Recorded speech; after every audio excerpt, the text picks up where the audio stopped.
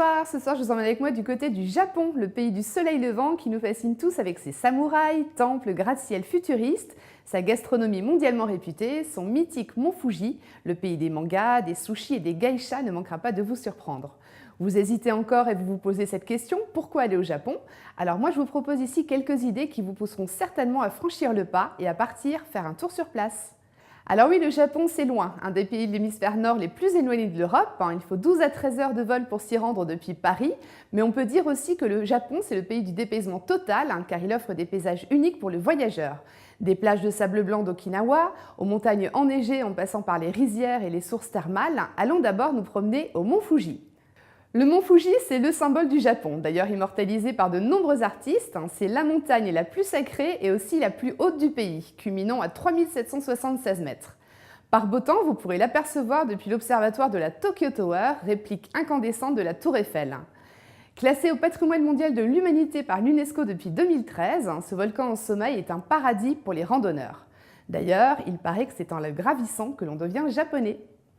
On a parlé nature et panorama d'exception, partons à présent pour le Japon moderne et futuriste, en commençant par sa capitale, Tokyo.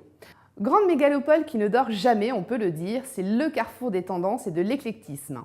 Tokyo, c'est bien sûr des quartiers avec des immeubles immenses, pleins d'écrans, mais c'est aussi des quartiers petits et calmes, des beaux temples, des parcs avec des papys qui discutent, des quartiers de libraires sans écran, mais aussi des rues entières de magasins électroniques. Envie d'un vrai voyage dans le temps et d'authenticité, alors une visite de Kyoto semble en effet indispensable avec ses sublimes jardins zen, ses mystérieux temples bouddhistes, ses sanctuaires shintoïstes de couleur rouge, les geishas. La ville aux milliers de temples vous séduira par son côté authentique. N'hésitez pas à louer un vélo, c'est le moyen de locomotion le plus pratique pour découvrir la ville. Un bon conseil, prenez aussi le temps de marcher, de regarder, de ressentir l'ambiance si particulière qui y règne.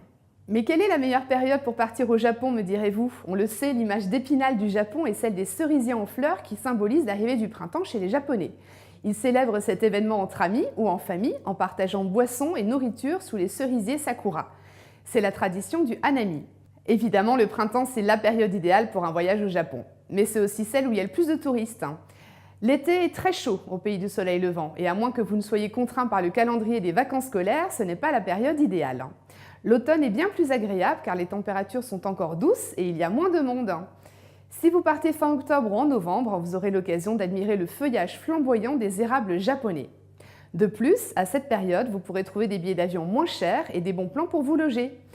En effet, les hôtels sont à cette saison plus enclins à faire des rabais sur leurs prix pour remplir les chambres d'hôtes. Une chose est sûre, vous serez très bien reçus. Mon petit plus, il faut absolument tester la cérémonie du thé, notamment à Kyoto. Vous savez, la cérémonie du thé est un véritable art traditionnel codifié au Japon, lors de laquelle on déguste du thé vert matcha accompagné d'une pâtisserie. Elle se déroule en plusieurs étapes. Le maître de thé commence par saluer ses invités, puis place les différents ustensiles autour de lui. Il faut savoir que chaque convive sera servi un par un. Le maître nettoie d'abord le bol à l'eau claire, puis il dépose 2 cuillères de poudre matcha dans le bol, ajoute l'eau chaude et bat la préparation avec le shazen en bambou. Le thé prend alors une texture onctueuse à la surface mousseuse. Il vous sera d'ailleurs possible de participer facilement à une cérémonie sur place qui se tient dans toutes les maisons de thé. Pour vous y rendre au départ d'Alsace, toujours le TGV-R avec le vol Air France jusqu'à Tokyo, mais aussi la navette Lufthansa au départ de Strasbourg pour prendre un vol direct au départ de Francfort.